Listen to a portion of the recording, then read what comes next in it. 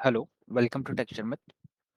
Last session में हमने देखा था कि माइक्रोसॉफ्ट एक्सेल के अंदर क्विक एक्सेस टूल बार क्या होता है और उसमें हम किस तरह से शॉर्टकट को ऐड कर सकते हैं। साथ में हमने ये भी देखा कि किस तरह से रीडू और अंडू ऑपरेशन को हम यूज़ करते हैं और किस तरह से फाइल के अंदर अगर हम कुछ डेटा राइट करके उसको सेव करना चाहते हैं तो वो हम किस तरह से कर सकते हैं। तो आज के सेशन के लिए हम एक और एक्सेल के बार के बारे में देखने वाले हैं जो है स्टेटस बार। तो मैं आपको हाईलाइट करके बताता हूँ स्टेटस बार कौन सा होता है।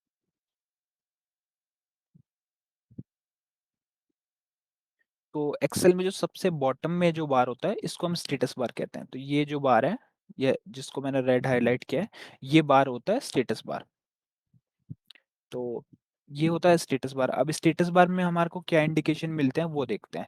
तो जैसे कि अभी यहाँ पे लिखा हुआ आ रहा है, अगर आप लोग देखोगे तो बॉटम पे लिखा हुआ आ रहा है रेडी। मतलब ये अभी रेडी मोड में है, हम इस एक्सेल को यूज कर रहे हैं। और इसके अंदर हमारे को एक जनरल इन्फॉर्मेशन मिलती है, कुछ कीज से रिलेटेड या कुछ कैलकुलेशन से रिलेटेड एक बेसिक आइडिया मिलता है। तो वो हम देखते हैं किस तरह से मिलता है। तो अभी जैसे मैंने मेरे जो कीबोर्ड है उस पे कैप्स लॉक ऑन नहीं किया हुआ। तो अभी अगर मैं कैप्स लॉक ऑन करूंगा तो यहाँ पे मुझे लिखा हुआ दिखेगा। तो यहाँ पे देखो, यहाँ लिखा हुआ आ रहा है कैप्स लॉक, मतलब कैप्स लॉक यहाँ पे अब इनेबल्ड है। तो जो भी अब मैं लेटर लिखने वाला हूँ वो कैपिटलाइज होगा। तो अभी हम लिख के देख सकते हैं, जो भी मैं लेटर लिख रहा हूँ वो एक कैपिटल लेटर्स आ रहे हैं। तो मतलब कैप्स लॉक ऑन है। सिमिलरली अगर मैं नंबर लॉक को ऑन करता हूँ तो यहाँ पे स्टेटस बार में लिखा हुआ आएगा कि नंबर लॉक पे ऑन है।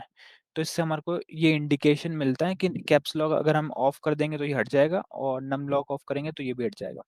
तो इस तरीके से स्टेटस आता है।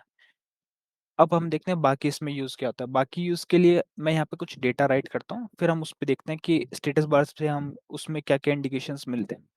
मैं यहाँ पे लिखता हूँ नेम और यहाँ पे हम लिख देते हैं मार्क्स। तो नेम में मैं यहाँ पे मैं कुछ नेम लिख देता हूँ, विशाल, राहुल, अक्षत, शुभम। तो ये 5 मैंने डेटा लिख दिया। अब इसके बाद में मैं यहाँ पे कुछ मार्क्स लिख देता हूँ। तो अभी के लिए मैं एग्जांपल के लिए लिख रहा हूँ यहाँ पे 50।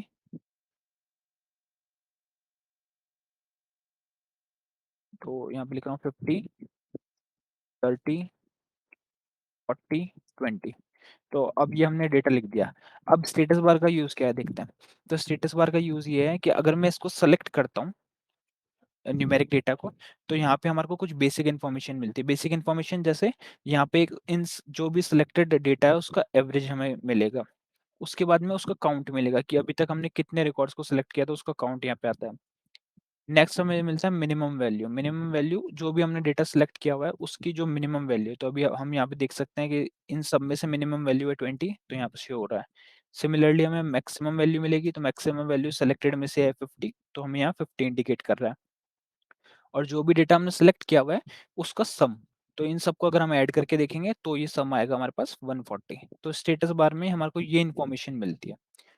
अब हम स्टेटस बार को किस तरह से मॉडिफाई कर सकते हैं। तो जैसे ही हम इस पर राइट क्लिक करेंगे तो जिस जिस पे हम चेक कर रहे हैं, चेक टिक करा हुआ है, तो वो चीज़ हमारे को यहाँ शो होती है। अगर मैं सपोज यहाँ पे एवरेज नहीं दिखाना चाहता तो मैं इसको अनटिक कर दूंगा। तो जैसे ही अनटिक करूंगा तो एवरेज वाला कॉलम यहाँ से रिमूव हो गया। और अगर मैं इसको देखना चाहता हूँ तो मैं वापस से उसको टिक कर दूंगा, तो ये यहाँ पे हमारे को एवरेज वाला भी शो हो जाएगा। अब मैं एक बार के लिए सारे अनटिक कर देता हूँ, तो मैक्सिमम, मिनिमम, एवरेज, काउंट, ये मैंने सारे अनटिक कर दिए। तो अभी ये कुछ शो नहीं कर रहा। अगर मैं डेटा सेलेक्ट भी करूंगा तो भी शो नहीं करेगा। बट मुझे अगर कोई कैलकुलेशन के लिए ये सब की रिक्वायरमेंट है तो मैं यहाँ पे इन सबको टिक करके रखूंगा। तो आप अपना जो स्टेटस बार है उसको अपने अकॉर्डिंग कस्टमाइज कर सकते हो। अगर आपको जो जो डिटेल्स इसमें चाहिए उसको टिक कर दो, अदरवाइज उसको अनटिक कर दो। तो एक तो था ये स्टेटस बार के अंदर ये हम बेसिक किस तरह से कस्टमाइज कर सकते हैं। उसके बाद में नेक्स्ट है यहाँ पे व्यू। तो अभी हमने एक्सेल को नॉर्मल व्यू पे क्लिक किया हुआ है। इस पे आप जैसे ही माउस लेके जाएंगे तो लिखा हुआ आएगा नॉर्मल। अब अगर इसको पेज व्यू में करना चाहते हैं तो इस पे पेज पेज लेआउट पे क्लिक करोगे तो ये एज ए पेज हमें शो होगा। तो इस तरह से, तो ये पेज की तरह शो हो रहा है। और पेज ब्रेक व्यू अगर हम करना चाहेंगे तो ये मल्टीपल पेज को ब्रेक कर दिया है, तो ये इस तरह से। तो यूजुअली हम जो रखते हैं वो रखते हैं नॉर्मल व्यू पे। तो नॉर्मल व्यू पे रख के हम डेटा इस तरह से देख सकते हैं। फिर है हमारे पास यहाँ पे ज़ूम बार कुछ नहीं है, बस वो पेज को अगर हम ज़ूम इन करके देखना चाहते हैं डेटा, तो अपने according zoom in, zoom out कर सकते हैं। तो इसको आप जैसे स्लाइड करोगे, तो ये वैल्यूज़ हो जाएगी और यहाँ माइनस के लिए से कम हो जाएगा और प्लस से यहाँ पे साइज़ इंक्रीज़ हो जाएगा। तो ये है एक हमारे पास स्टेटस बार का आज का हमने ये देखा कि स्टेटस बार में क्या-क्या इंडिकेशंस हमें मिलते हैं और किस तरह से हम उसको कस्टमाइज़ कर सकते हैं और अपने व्यूज़ को किस तरह से चेंज कर सकते हैं। अब मैं आपको एक चीज़ और दिखा देता हूँ कि अगर हमें सपोज़ डेटा राइट करना है, तो डेटा राइट में यूज़ अगर जैसे मुझे यहाँ पे इस तरह से लिखना है 10 और फिर यहाँ पे 20 फिर यहाँ पे तो इस यहाँ पे मेरे को क्या करना पड़ रहा है बार-बार अपने पॉइंटर को घुमाना पड़ रहा है एरो की से, जहाँ मैं डेटा राइट करना चाहता हूँ। तो इससे थोड़ा-सा टाइम कंज़्यूम होता है, तो इसको हम एक शॉर्टकट तरीके से कर सकते हैं। तो उसके लिए हमें क्या करना है, जैसे सपोज़ मुझे इन 6 फ़ील्ड्स के अंदर डेटा लिखना है या आप इस तरह से भी ले सकते हो। तो मुझे इन सब फ़ील्ड्स के अंदर ही डेटा लिखना है, इससे बाहर नहीं लिखना है।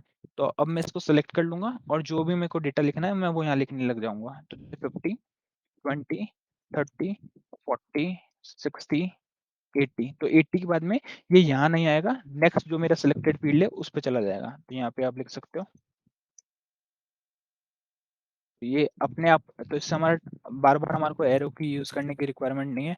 हम फटाफट इसमें डेटा लिख सकते हैं, जो भी हमारे को लिखना है और कंप्लीट होने के बाद में ये वापस से यहाँ से स्टार्ट हो जाएगा। तो ये दोबारा से इस कॉलम से रीड करना शुरू करेगा।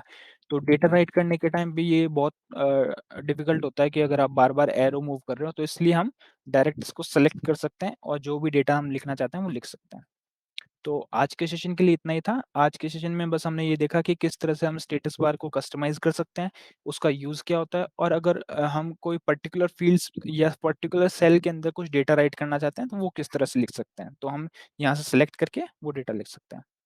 सो अ, नेक्स्ट सेशन में हम कुछ और एक्सेल के टॉपिक्स के बारे में देखेंगे। So thank you for watching texture.